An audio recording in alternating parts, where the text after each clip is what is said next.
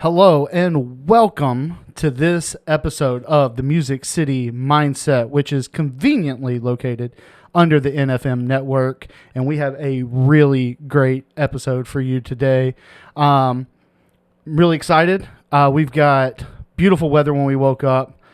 Absolutely beautiful here in Nashville. And what's even more beautiful is here on this journey. I don't have to do this alone.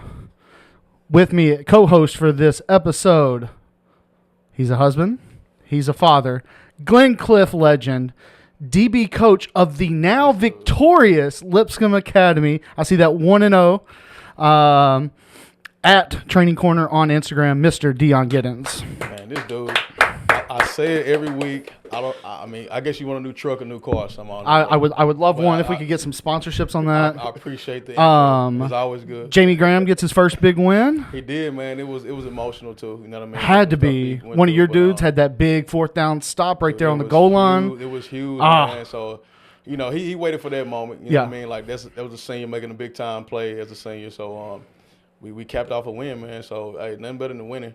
First one of the season. You mentioned emotional. Yeah. With a name like Trent Dilfer, the winning was expected. Right. Now you got someone like Jamie coming up, hometown kind of guy. Hometown legend, really. That same expectation of winning at this level of a head coach isn't always there. What was that like to watch him? I mean, I'm sure you were excited for yourself and your guys, but like to watch him accomplish that, what was that like? I mean, for me, it goes back a little deeper. Like I said, I actually trained him, so I'm dating myself too. I tell everybody, I actually trained my head coach when he was coming out of college. Oh, wow. So, right. So it's cool to see him just it's probably good that you shave your head. Probably so. Yeah. It's not great. Actually, I have some, but it's fine. Yeah, I got some coming in. But to see him and the journey he's taken, because when I first got to Lipscomb, he was actually there. Then he went with Trent, of course, and came back. So to see him and see the city kind of supporting him, knowing what he pours into the program, knowing what he thinks about just the guys and how he treats us as a coach, and then as a friend, like he's a friend first. So to see him get there, it was special. Good. Shout out Jamie. Congrats on that win. You got one in your belt. Let's keep going. Yeah, let's do it. You ready to do this? Let's do it, man. I want to get into it with these guys. All right, here we go. We've got some really great guests today, and I am going to do one of my intros, but I'm going to do them as one. I think it represents their relationship. They're very inspirational, professionally and businessly, but as long as I've known who they were, from watching on TV to actually even doing beer systems, to getting to know them in the Buchanan Arts District now, they've always seemed like a very unified front. It's always been the team of both of them together, down to doing some more recalling, down to using the meal that you used at your proposal as a fusion dish to almost beating Bobby Flay. They've been just one group together. Bobby Flay is I'm waiting. I mean, I wish I could go compete on Bobby Flay. Yeah. You know what I'm saying? Like, I don't know what I do, but just to be there. But Mikey was up on the little railing at the top. Yeah. They're the owners of the Mockingbird. They've got 2 locations of TO Fun now. They're just coming off of the supper of the Sensational 7. As we got a Food Network Chopped champion here. Your 2 favorite uncles, Brian Riggenbach and Mikey Corona. Hey. Welcome to the show. Quite the intro. Yeah. Told you he's good. I told you he's good, man. I'm telling you. Wow. Yeah, you almost forget about some of that stuff as you're going through. That's a long resume. It's wild. That's Bobby Flay. Come on, man. Yeah. That's crazy. You know, just another day. But again, like I talked to him about how arrogant it was for him to choose football when he thought he was better, in other sports. For you to get on there, your signature dish was something that was a classic dish, chicken with Bobby Flay, which is a whole nother conversation to go choose that to go up against him. But it was your take on that had to be, I guess, his family influence as that fusion to choose that as the signature dish to try to top one of the best. That was a pretty bold choice. Well, go big or go home. Yeah. I love that. And I think that the dish, from what we hear from people in the know, the chicken dish itself They liked my dish better than his. Yes. It was the rice Wow. that They thought his rice was more authentic. correct. Yes. And we're like, we're not trying to go with authentic. But they Yeah. literally tell you to do your spin on a dish. Right. So Yeah. I was like, I'm not even mad. I'm Which is, confused. if we're going to you look gave us at my an board here, assignment, I homie. said almost Almost. beating, because I do think it was a better dish. I didn't get to taste it, you know. I think we're going to bring it back because it used to be on our menu at Mockingbird, and then after that episode aired, we're like, get it off the menu. It's bringing back some negative vibes, but we just tested it out again with a dinner that we did, and the feedback was just like, oh my God, why is this not on the menu? So I think it's gonna make a comeback. Well, the people So- chose. The people chose then. Yeah. It is. Yes, It is the delicious. people have The people spoken. spoke. Yeah, so Yeah. bring that caramel chicken back on the menu, Yes. which are two things you don't think to put together, No, right? not at all. I never thought about that. Yeah. Clearly, I'm not a chef. But It's No. well, I eat, though. I the, eat. the sauce has some there's fish. You like deglaze caramel with fish sauce. So that whole process is real aggressive. Yeah. There's a But funk to it. everything really balances out. It really is like the sum is greater than the parts. So Yeah, Yeah. it's like this umami bomb. You know, you have this like Mexican caramel, which is cajeta, and then the soy and the fish sauce, and then the chicken's just a vessel to carry that deliciousness. We're gonna have to bring it on. What was Yeah. really cool though about that episode, because I got to go with him, and usually with these things I don't get to Cool like for watch you. it. Yeah, it was cool. Yeah, because I What got was to just really sit back and watch Hey, it go down. do you want to go on TV and compete against Bobby Flay? I did sign him up for it, and so You that's signed him up for it? I did. I don't sign did. up for any of this shit. I signed him up find for out- Chopped as well, and for House Hunters. He had no idea until they called him.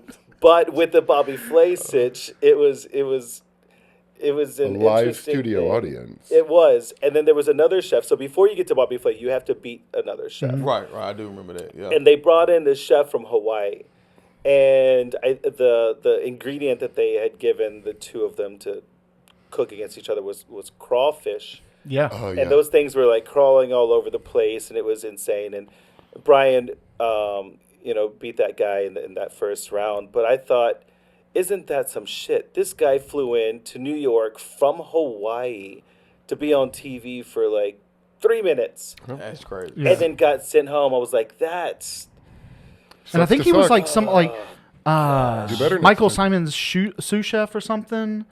that was on Chopped. On Chopped was. Was I it think Sanchez? it was one of Aaron Sanchez. Aaron, Yeah, yeah. That's what it was. Yeah. He was a that's- judge on there, Yeah, that was on Chopped. Yeah. and I, like full disclosure, had known Manit, and it was funny Yeah. because like we were texting. I was like, "Hey, like if you're in New York, I know you're back and forth. Like I'm flying in to fit whatever, and let's grab a drink or something." And then we kind of realized, like, She's like, oh shit, I'm in Like, town too. We're both filming the same show, Oh, so wow. Yeah. Oh, that's awesome. Yeah, so That's she's like, cool, let me man. check with the producers. we to did make like sure. we let the producers know, let everyone, Wow, full that's disclosure. Yeah. Yeah. And that it does happen more than you would think because it's not a huge community, Right. the hospitality community. So there is that. I mean, that crossover, it happens. But they're Yeah. like, no, you guys can be professional. And she was the hardest one on me. I Yeah. was like, God, dang it. So, everything y'all do, I mean, it seems like it's a match made in heaven. I mean, I don't know what happens, but business professionally, you've got. I mean, Brian. I mean, you've got some culinary chops. Sure. Mikey, you are self-proclaimed front of house extraordinaire. You did your homework. Yeah, if that is one thing I will do. But it seems like it works out. Everything y'all are touching is just going. You've got already the second location. I feel like you haven't even hit your stride in North Nashville. You got Franklin going. It just seems like it makes too much sense that the two of y'all are together and successful in what y'all are doing. But here on the Music City Mindset, we could have a whole episode just dedicated to your successes. But the point of this show is to get to know what kind of mindset you had to get in to do that and to do it here in Nashville. When you pop up all over the Food Network, it always says Nashville, Tennessee, which personally made me feel so awesome that it's putting our food scene on the map. You were pretty pivotal in doing that when you did it and everything like that. But in all of your bio, Brian, everything is art and food and Paris and Italy and like the culinary scenes of Chicago and things like that. If you look on the internet, Mikey, your bio's a little bit different than that. I don't know how deep into any of that you want to go. I don't know what does it say? Just a little. If it's on the internet, it must be true. Yeah, exactly. No, Just a little bit on the your struggles growing up are a little Okay. bit more highlighted for the public. Yeah. So it seems like, without actually sitting down with y'all, that two very different people, very different backgrounds, but y'all seem to be, like I said, a perfect match. How did y'all meet? How did that happen? It seems to click. So this year is our 20th anniversary together. Congratulations. as a 20 couple. years, congrats on that, man. Yeah, it's wild. And it was in 2009 that professionally we started to do our kind of culinary journey together. We would host these underground dinner parties in our house, and it sounds much cooler than what it is. It's basically Yo soy. Yo soy underground supper, which was A riot. it was a lot of fun. I mean, we were But in it our was- 20s, and it was just, we could just cook whatever we wanted to cook, and people would pay for these seats in our house to come in and have a 5-course meal, and then just like shoot the Like, shit. that's a great idea, though. It was We'd so move- much Like, that's a great fun. idea. It was this old, like, 1850s brownstone. So we'd move all the furniture out of the living room and dining room, set up these big tables. Yeah. And then you'd With have mixed match plateware and 30, glassware we'd 40 find at like people. thrift stores. And it was See, that's fun, though. It was- was That so seemed like it'd be unique fun, because yeah. we would have so many different walks of life come through the door, and I never knew how they heard about us or who told them, because it turned out by, when we first met, Brian would cook dinner for me and all our friends, and I'm a Mexican from South Texas, and so like I'm down with queso and fajitas and stuff along that line. But he would do like charcuteries and like pasta from scratch, and I was like, "What the fuck is this? Where's the queso?" And it was like, so it kind of elevated my palate and made me kind of get out of the box of what our normalness was. And then it just caught on. I was like, okay, well, shit, if you're going to do that, then let's do this. And that's how that kind of underground supper was, is we just got to experiment with whatever the hell we wanted to. And people came to try that experimentation and that artistry. And it became this movement of just having strangers come together over a meal, which is kind of it sounds so cheesy, but it's a deep thing. And that is kind of a lot of how community also forms as well. Mm-hmm. And so I think over the years that word community keeps ringing true to whatever it is that we're doing and what's at the core of what we do together. So So that even proved the point of like what you were used to and what you were bringing to the table. So again, like how did y'all actually cross paths? so we met at just through a friend, just a colleague at the time, and it was like a house party. yeah. It's like, oh, you moved here from Houston. You have to know each other. Yeah, and Yeah, I thought because it's a that's true. one-stoplight town. Right, Well, right. What? No, but the gay community in Houston is pretty small. And, there's Montrose, and that is like where the hub of the LGBT community lives. And we both moved to Chicago in 2004 from that specific neighborhood in Houston. So they were like, you've got to know each other. And so, they introduced us, and we were both in art school. He was going to the Art Institute of Chicago for fine art, and I was going to Columbia College, Chicago, studying advertising art direction. So it was great because we bonded over, Chicago being our new home, and then over the arts, and then part of that was also the, him having lived in Paris and Italy, and bringing the foods from there to our friendship group was kind of what sparked it, like the culinary thing. Is like, wow, you really got some chops here. So, yeah, it kind of spun from there. That's crazy, man. It's wild. Paris, Yeah. Italy, Chicago, all over the place. Yeah. Why Nashville though? You know what I mean? Like, what made you come Yeah. to Nashville? So after Chopped, Mm-hmm. Minneet and her husband had reached out to us kind of randomly and said, you know, like, hey, what are you guys doing next weekend? We basically flew down for a long weekend. We have this building. They just opened Shohan. Mm-hmm. Tanso was about to go under construction. They're like, we have this third space. We want to do a restaurant in, but we don't really have anything finalized. So that's literally how it started, and they kind of spun us around town. So that was, when did we first, did we come down here in 2015. We moved here in 16, so I think that might have been 15. And it was a different city. Yeah, but like Completely different city. before that was whenever you were on Chopped, and then because it's a great going on national television is great to get you a little bit of buzz and some notoriety, but you have to kind of work further to turn that into something that can really materialize into investors. And as Brian had said, like, we had known Manit beforehand, but a discussion of her turning into investor did not happen until she saw what he could do under pressure. And so at the end of that episode, it's like, we need to talk because you're talking about your first brick and mortar restaurant, and I just opened my first brick and mortar.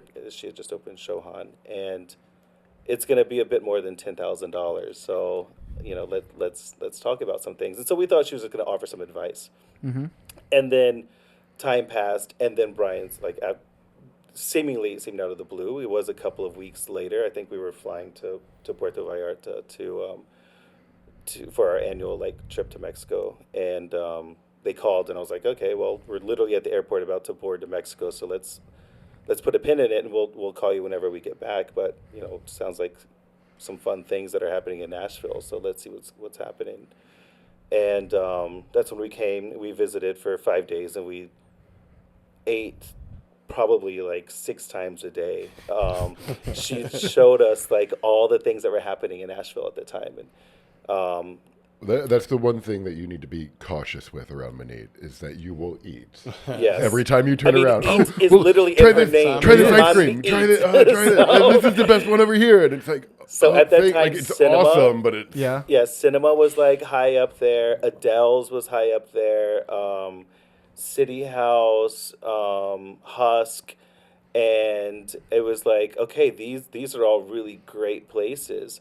And so at the end of that 5 days is when she was, proposed that she become that investor that we're looking for our first brick and mortar. But the caveat was we would need to move to Nashville because she only will invest in Nashville markets, and she lives in Nashville, well, in Franklin, and able to give the most that she can to that investment. She needs to be near to it. And so with that, and then with the mindset of you've just tried all of what Nashville is doing right now, go back to Chicago, think about a concept that you think might work if you're interested in me being this investor, and send over a menu that you think would work, and let's talk. And so we kind of played it cool. That was right before we go to the airport. We're like, yeah, you know what, we'll call you later. Yeah, for sure. Inside you what? It's we're like, Yes, what? yes, yes, Oh my god! Yeah. When a celebrity chef is is offering to be that investor for your first brick and mortar restaurant, it's an opportunity that doesn't come along very often, I think, in one's lives that are looking for those angel investors, especially in an industry that is known for quick failure. It's a tough biz in the restaurant industry. Yeah, it's hard, man. It is. Your hard. profit margins are slim. There's a lot of competition. There's a lot of variables, and it's a wild industry. And so to get that validation, and then to get that offer was just something that we were trying to play it cool on the inside. And once we got back to Chicago, it was a lot of high fives and what the fuck moments.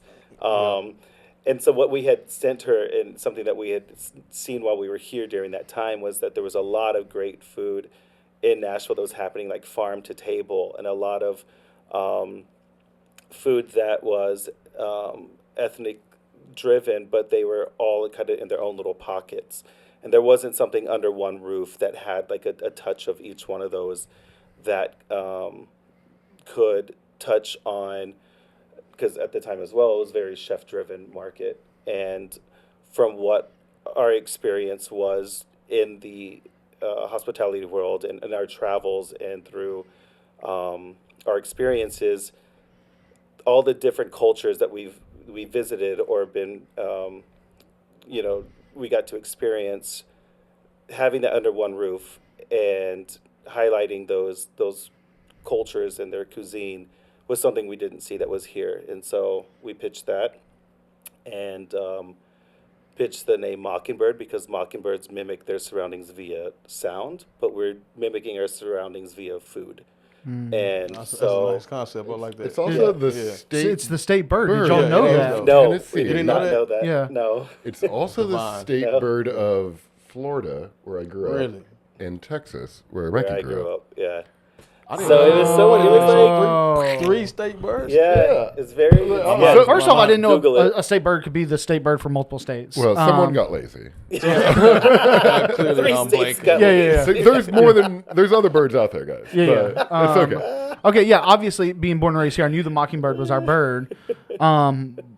But yeah, I didn't know that. That's pretty awesome. Yeah, I mean, you can't Yeah. make that up. Yeah. No. That's crazy. It was just like whenever we realized that, I think it was whenever we had already moved here and somebody had mentioned that, and then we're like, oh, well, what's the state bird of Florida? We looked up, we're like, no fucking way.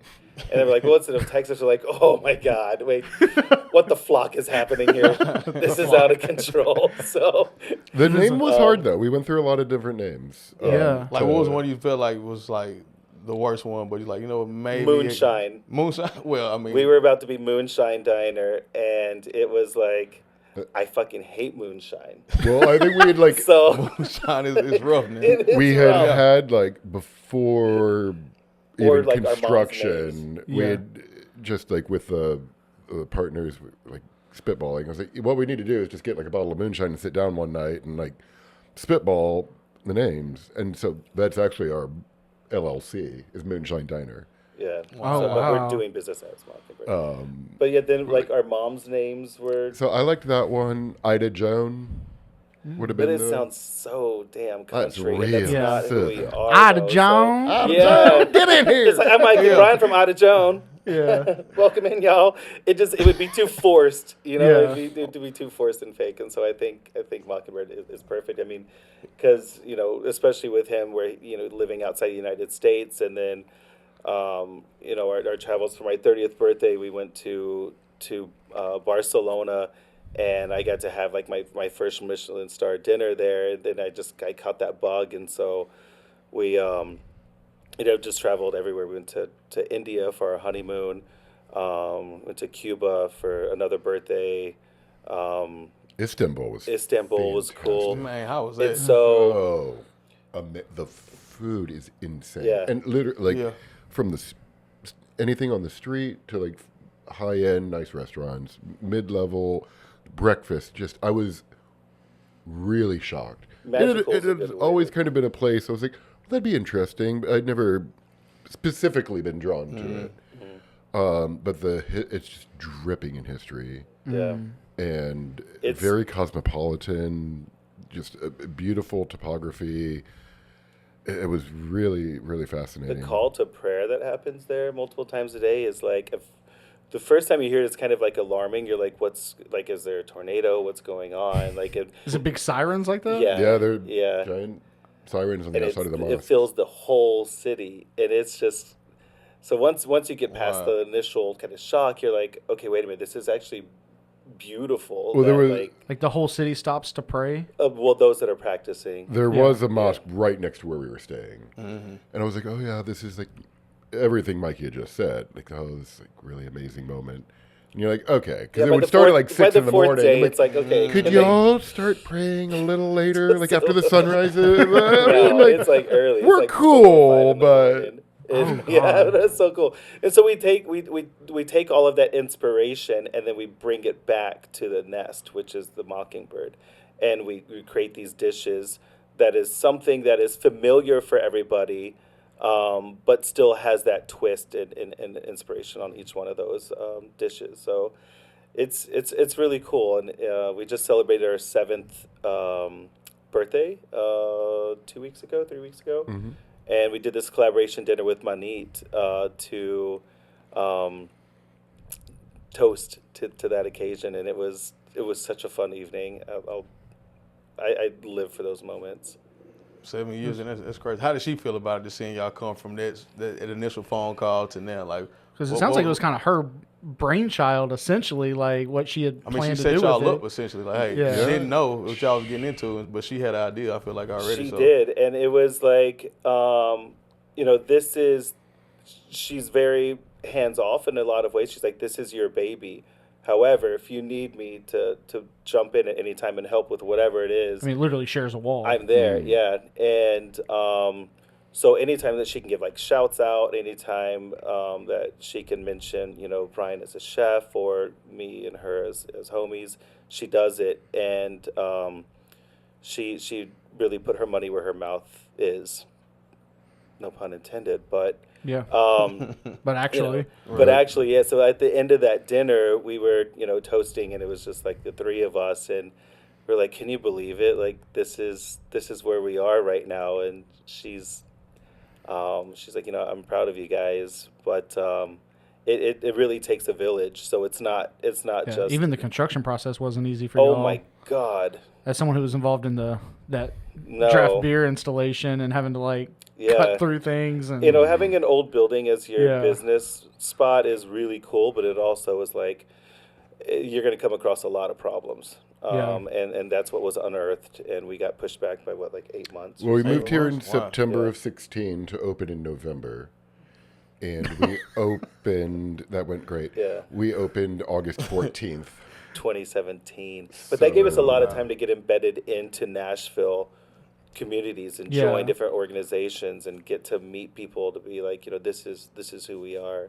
and especially with the name Mockingbird and how you integrate and mimic. I want to really dive into that. But before we do that, we're going to take a short break and hear a word from our sponsors. And we are back. We are sitting down with the owners of the Mockingbird. I want to talk about the name because you blew my mind with how y'all came up with that. It was a question I was going to ask, but it was so much more in depth than I could have even imagined. You really, when you were talking about the reasoning, and it wasn't just that it's the state bird, which is how shallow my mind went with why it was called the Mockingbird. Basic. Yeah, I am. It's like, okay, it's the state bird. Got it. Cool. But you're talking about the mimicking and how much that happens in like the culinary industry, even in football. Like Right. it's a copycat league is what they Copycat, always yeah. say. Like when you figure out a success with one style, that's what people do. That has to happen with culinary of like flavor mashups and inspiration. But how do you have that like Mockingbird mimic mentality, but also trying to stand out? I think historically it's very accurate as just how food works in our world. You work with what you got. So you work with what's local. One of my favorite Mexican foods is al pastor. So it's the shaved beet on the timbal. Yep. And it came about by Lebanese immigrants to Mexico. So all these Lebanese immigrants moved to Puebla, and Mexican Euro. they were used to cooking lamb on a Euro Yeah. spit that everyone's familiar with. Lamb wasn't popular, but pork, there was a lot of pork. So they used pork and then the local ingredients. They didn't have the same spices that you would have. So what was local were the chilies and achiote and So they took it and citrus made it their juices. own. And so they take these processes and techniques and use what's local. And that's kind of what we're doing here.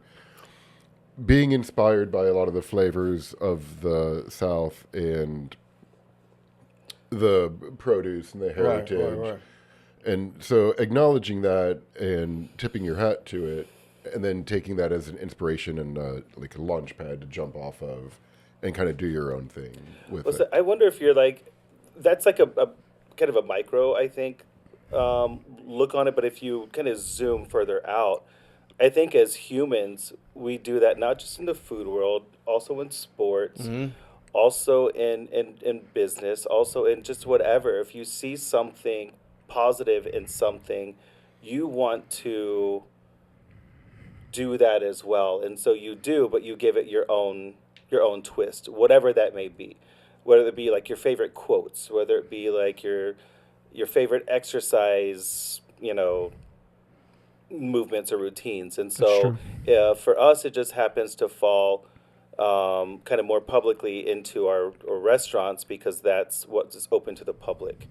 But it also goes kind of with our ethos, what we see other people doing to support their community inspires us to do what we can to support the community that we're in. So I think at a bigger scale, it's just a human trait to see something positive in somebody and want to also exude that. What was that process for y'all coming here, especially if you had the later opening, so you had, whatever that is, 8-10 months to like be a part of the community before your concept opens? Like, Brian, you've been all over the world.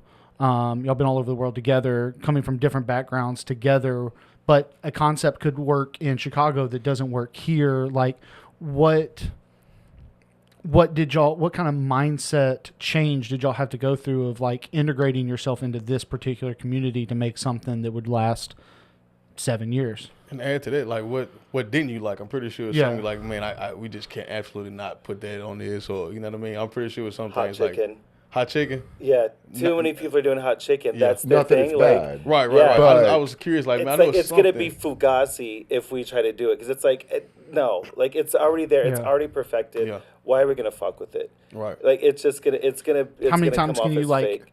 tweak it or Yeah, exactly. put your spin on it? Yeah, and like how that it's just tired, I think, and so Yeah. we're not touching that. Yeah. Smart. Yeah. I mean, and there's also things like that other people just do really well, and it's like, and it's good. I like hot chicken, but there's other food that we can explore too. So I don't think everything, it gets a little repetitive. So I think a lot of like coming here and figuring out like how we got to get ingrained into Nashville is we had to do some research as far as like what was existing here so that we come in and we don't disrespect anything that is part of what the landscape was already. I think that's very important, and that not only into business wide, but any community that you come into, you need to know the history of it and the background of it, and know the norms of that. We joined an organization here called the LGBT Chamber of Commerce. We also joined a hospitality, Greater Nashville Hospitalities organization. And through those outlets is where we kind of found our people. And then through those people, we got to meet other people. So we got to meet like Margot. We got to meet Dale, who was over at Cinema. Yeah, at Cinema. We got to meet just all the who's who of old Nashville, I guess. And this is throughout the like waiting process. Throughout the waiting All right, process. We did pop-up dinners as well, and so we did one at the Flower Shop in East Nashville. It used to be, is that like right by Fatherland? Yes, the FLWR. It's this cool couple, and they moved here from New York, and they had a kiddo. They lived upstairs from the Flower Shop. It was right across the street from like I Dream of Weenie, which is like the funniest thing for business. Like I'm so envious that we did not think of that. It was great. Yes, I was. And it's good. It is so good. Yeah. I mean, it's fantastic. But yes, we would do pop-up dinners, and we did something with the March of Dimes as well, because that's an organization that's very important to Manit since she had a preemie. So it became important to us just as well. We did a American Diabetes Association. My mom has diabetes, and so we did fundraisers for that. So through getting involved with local kind of charities and organizations is how we kind of felt our way through Nashville before we opened up. And then last night, the supper of That the was so Sensational fun. Seven. Yes, yeah. So Yeah. this is You slept on it. Maybe had a little time to process. Maybe. yeah, this. So with the restaurant, we've been able to do dinners for organizations that are near and dear to our heart. And what we found is that every June, we were just doing like a rainbow fruity pebble shake, and it's like, here, Yeah. happy Pride, and I don't know, it's fun, but then it kind of stops at the fun part. So it's like, how can we go deeper and really help the community a bit, rather than just raising awareness that like, hey, we're here, we see or get used to it.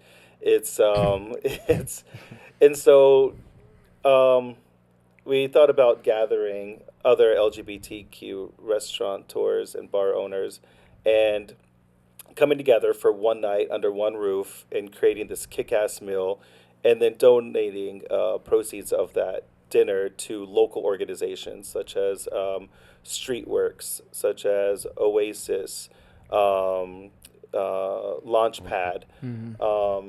So Just some of these really inspirational organizations that are out there that do really great work across the community in different aspects, and so kind of helping them help other people. yeah, but then it was also like it was great because everybody I reached out to, some of them I hadn't met before. Like I hadn't met Arnold Mint before, and so I called them and What I a was, gem.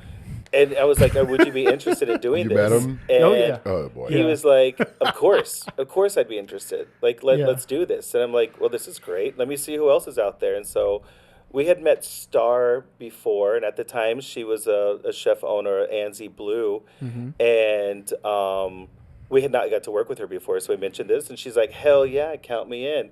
Reached out to Margot. Margot's Sounds like, just like Star. yeah. Margot is like, I'm not in the restaurant as much anymore. I'm kind of stepping back a bit more, but I would still love to donate something to these organizations and to this movement, because Margot is like an OG LGBTQ, restaurateur here in town. I think she's the first one maybe that I know about, but and so she jumped on board, and we're like, let's do this. And it really formed this, because at that time it was the Feast of the Fabulous Five. All these alliterations. It's Feast of the Fabulous Five. Yeah, the Feast of the Fabulous Five. And then it grew, and then so we turned it to the Supper of the Sensational Seven as we started to get other peeps that jumped on board. Last year we had one of Arnold's homies. She was on Bravo. She was on Top Chef with Arnold. And then she was on this show called Tardy for the Party with Kim Zolciak. She was like Kim Zolciak's private chef. And she's this like kind of like she's this like hardcore lesbian that is just like brass tacks. Like she just doesn't filter herself. And so she came in as a guest chef of the South, and it is, I guess, a big deal. And we don't think it's a big deal. We're kind of naive in that certain aspect of that. To be out and open in the South, I guess, is taboo, or it's not little as bit. like yeah. And so Yeah. I think Unfortunately, but yeah. I think there is a certain naivety that has to come with being the first for anything, and so being the first to put on these suppers of individuals that are out and open business owners, coming together for good. And all inclusive of everything. Yesterday we were waving American flags right alongside the Pride flags, because we do go hand in hand with that, and we are proud Americans, and we're also proud members of the LGBT community. So it was like, let's show that. Like, what are we hiding that for? Yeah. And it was, I don't know, it was moving, I think, is a good way to describe it. No, it was amazing, because those two concepts are not mutually exclusive. You can be both. Yeah. So, But I it think- turns out nobody knew. Yeah, Yeah. but had we like, I don't know, I guess, and there's certain kind of looks and vibes we get from people that are not down with who we are, and I don't know. I think you have to still keep it moving, but I think had I known now back then, I don't know if I would have put it together so I don't know with full gumption. I think I would have had more questions. You know what I mean? I would Ignorance have, is bliss. in that sense, But it correct. helped you out in that aspect, though, right? Just coming in, it's like, no, we just guns blazing. Let's just do it. Yeah. And what comes with it comes Yeah, with it. I'm glad it did Yeah. because like what Yeah. you were talking about back going against Bobby Flay is like, you know, go big or go home. So like Yeah. anything that would add those reservations might not come through as authentic as you would want it to come. Correct, and it's not. And like I said, we're not. I don't want to like isolate or make it seem like, oh, you know, we're pushing our agenda or something along that line. Like so I'm very kind of sensitive to what others that are naysayers of our community, and I don't want to be like a big, you know, like fuck you.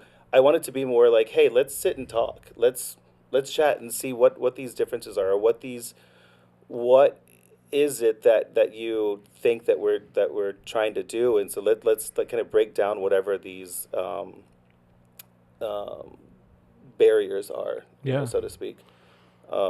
Have y'all as much effort and research that it took into finding like different groups and charities and like network communities? You keep saying community keeps coming up. Like, is that what you've done every time you've gone to a different city, or is that something that you had to really like step up to find a home here in Nashville? I think it kind of happened organically in the past. And then when you move to a new city, it takes a little more effort. As you get older, it's just different how you meet people, how you interact with people. So you have to be like a little more conscious about developing that. It just it happens organically. It just takes a little more time because we had such an established core group up in Chicago that had been built over time. You know, it didn't all happen overnight. So, yeah, I mean, Mikey's very conscious about doing that, and he's the extrovert that goes out and gets all of that done. Have y'all ever been a part before y'all had any Google ability? I don't know if that's a word to your names. You just made it Yeah. up. It's Yeah. okay. Were y'all? It made sense. I mean, I knew what you were saying. I get Yeah, it. makes y'all sense in your get head. it. Yeah, All right, y'all okay. get it. I Keep get going. Cut that last part out. They get it. But before y'all were who you are now, to be able to give back and such an effort and passion for giving back to the, were y'all a part of any of like groups like this before y'all were somebody? And if so, how does it feel now being able to have such a wide net to be able to have an impact, to be able to be who you are now for that? I think that being a functioning good member of society is contributing to everyone. Yeah. You know, high tides raise all ships kind of a deal. And it is, yes, we have done volunteer and different things in the past, but obviously the scope and breadth of what we can do now is a lot more elevated and increased. And it's awesome to be able to host these dinners and write real checks to charities or And it's not even sometimes about mentor the, people. yeah, sometimes it's more about the mentoring because, you know, like I said earlier, the profit margins for what, you know, the restaurants you know, push out are very slim. And so what we can do a lot of the times is, you know, ways that we show our love is through food. And so if there's like an event or something that's happening and you know, they need sponsors, we'll you know, donate food or whatnot. If you know, cash is tight, which almost it always is. But whenever we didn't really have much, people didn't know who we are, we didn't have a brick and mortar, we would do like smaller things like for the Howard Brown in Chicago or the Humane Society in Chicago. And we've seen now that, like, you know, we have done like house hunters as a married couple, or, you know, one of the other shows that Brian's been on. How in the world? And, How many Brian's shows just have you shaking been his on? head. Like, Yeah, dude, because Brian like is out of it's this like world. we're just living our life, but as when it gets aired to a national audience and you get feedback coming from people that have seen it, and they're like, "Oh, well, that's it's inspiration that y'all are being your authentic selves," and we don't know anything else to be, and so to us, it's like, shit, we're really lucky, or we're really stupid. I don't know, one or the other, but it's like knowing now that people are watching, you have to make sure that you are being the best role model you possibly can be. And so whenever you are given something and the universe gifts you with a business or with any type of success, it is important that you do give that back in some way or another. It just is the right thing to do, I think. It's the personal relationships, because we're in a people business that happens to sell food, but it really is, it's about the employees and the guests, and there's a lot of kind of spinning plates. So it is nice to be able to write a check or donate food, but it's the mentoring. I'm starting a thing at TSU where I go. There we go. TSU, yeah, we both. Yeah, yeah. TSU You both went guys. there. Yeah. So there's a mentorship program there that they've asked me to be part of. So I'm going to start that Nice.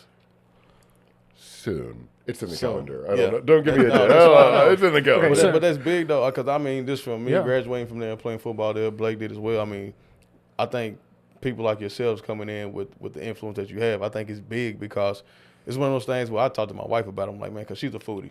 She's a foodie. Matter of fact, she'll be flying out to Peru on Thursday. Nice. So they're going to Lima her and her girls for a birthday trip. So they're going to, I'm like, the culture there is going to be Nice. crazy. So Yeah. at least FaceTime to see what kind of food you got going on. But Yeah. Yeah. with that, it's something else that I feel like that, just the culinary side of it, like that's a big deal to me, because it's an industry where I feel like a lot of, I don't say blacks don't really get into in the beginning, but as you get around, it's like, oh man, wait a minute.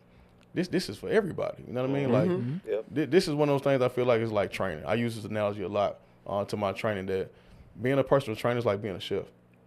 You all get a chicken. You can prepare it how you want, right? Blake and I, we all can get a 45-pound boy, but it's all about how do we prepare the workout? How do we put stuff into it? And it's also, I think, one of those things that where food, just like training, it goes across all people, right? It transcends to everybody. Doesn't matter black, white, doesn't matter. Yeah. Right. Yeah. So it's one of those things that like brings people together. So I feel like it's one of those industries that, it's always appreciated when you eat it. But when you think about the backside, people like you who y'all make the food to where we can go out and enjoy and bring more environment and make it a home feel. Yeah. I think it's an industry that just to me, I feel like here in Nashville, it's big now.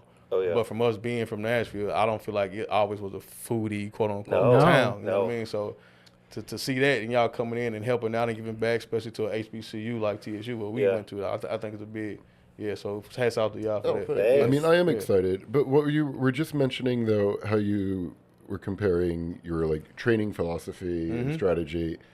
I've always compared being a fine artist, painter, to being a chef, because it's this similar mindset of, Yeah.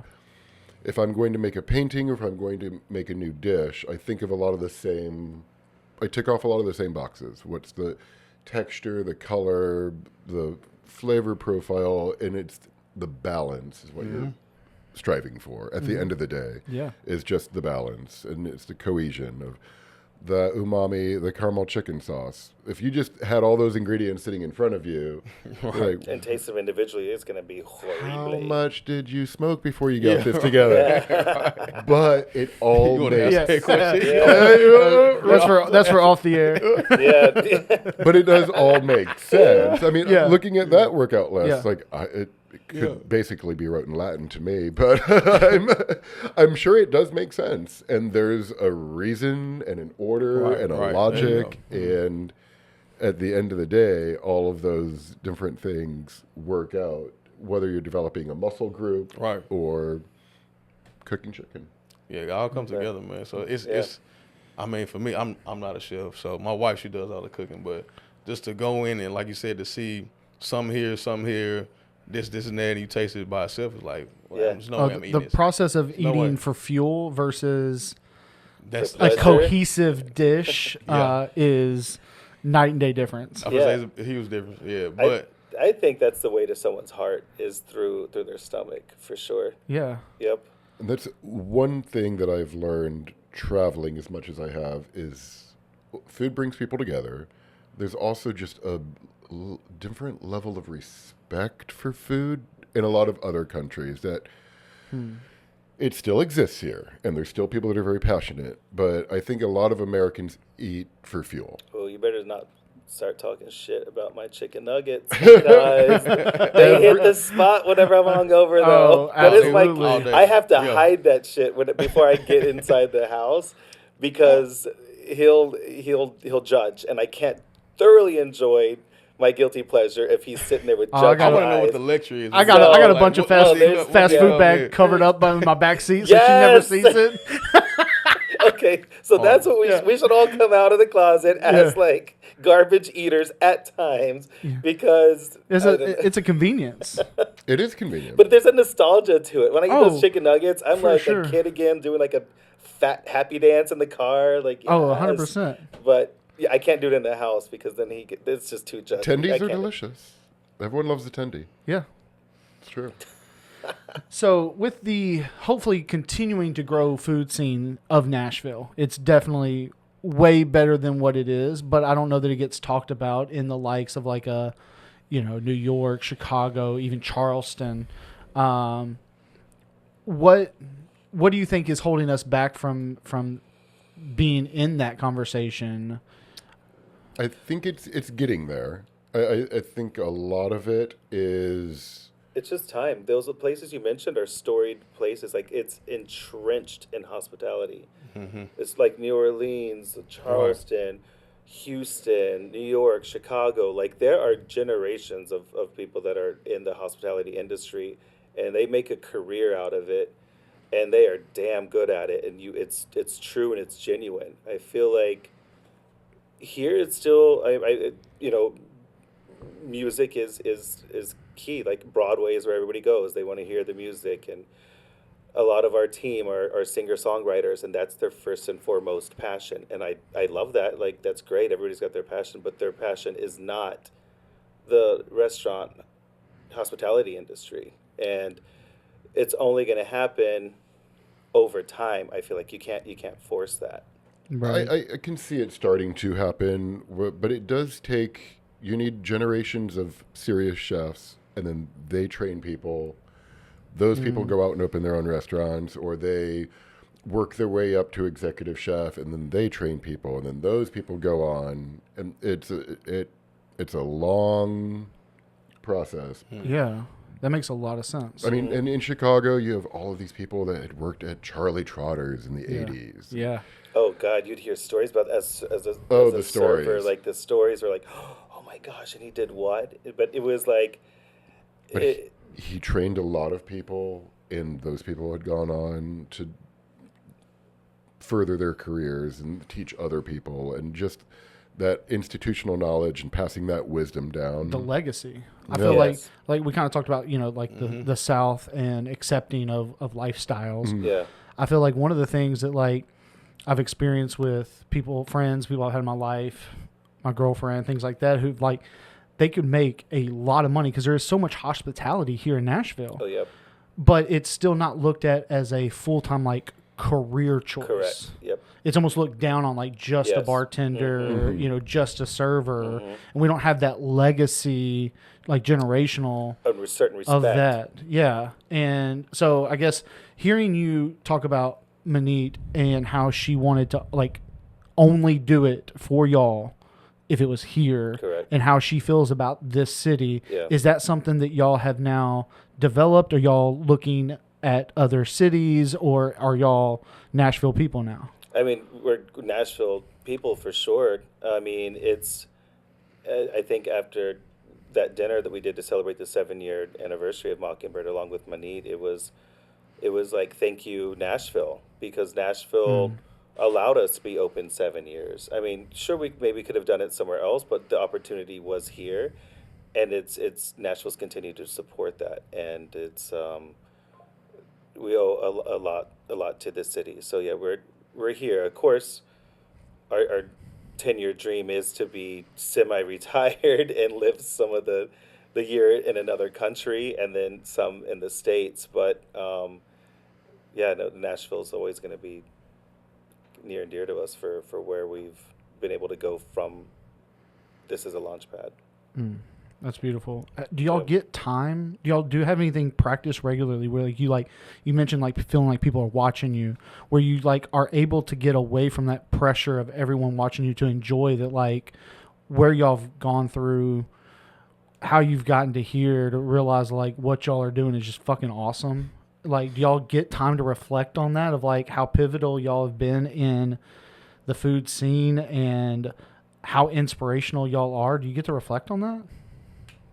No, Doesn't no, sound like no, it. Doesn't sound like sound it. like it. But I We're feel in the like, trenches. but look, I Yeah. feel like when you do stuff like this, right? When we talk to y'all, I can kind of see y'all heads turn like, oh man, we did do that. Yeah. Oh man, I did go do it. Oh man, Yeah. so it's cool to like to hear y'all stories and like hear it come back, because it seems like y'all have no time because you're so busy doing whatever. But when Yeah. you do, it's amazing to hear like the resume is out of this world. Like it's crazy. So to hear it is inspirational. You know what I mean? But I got to find time to kick it too. Yeah. Thanks. I think some point. it is hard, I think, in general, for people Right. to see the forest through the trees. Yeah. You know, like, because you just get caught up in Nah, it. You it's know, you easy to just do. go. Yeah.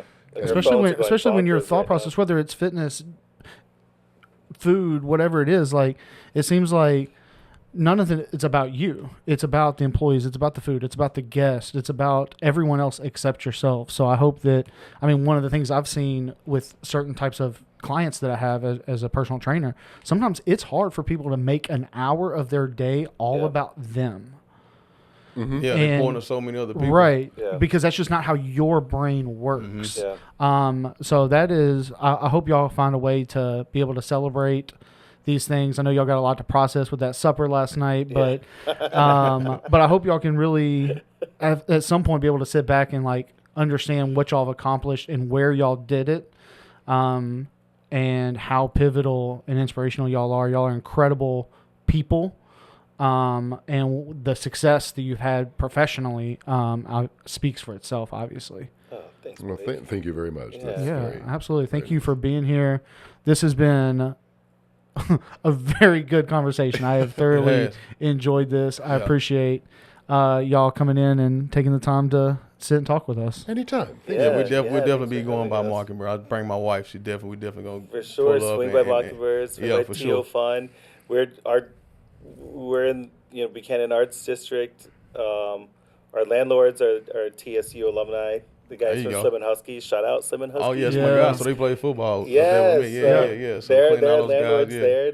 Good, they're really good people to have in your circle, and Right. yeah. So stop by Teo Fun in Buchanan. Absolutely. Let's do it. Buchanan. Buck Cannon. Yeah, see, Buchanan. that's how Yeah, I know, you know they're here Nashville now. You Buchanan. hear now. Nashville is home if made you're it. saying However, Buck However, hold Cannon. on, I'm gonna Mockingbird this shit and call it Bucanas. So we're gonna add Buchanan the Street. Bucanas Boy, that's Street. funny. Yeah, he Buck Robbie said Cannon. Buck Cannon. Yeah, Yeah. I like it. Man, as you see, we had a great show today. I thank y'all again. Hey, but if you liked it, make sure, join the podcast. Make sure you like it, subscribe, and we'll catch y'all again next week, man. Appreciate it. Great episode today. And for the love of Nashville, tune in next week.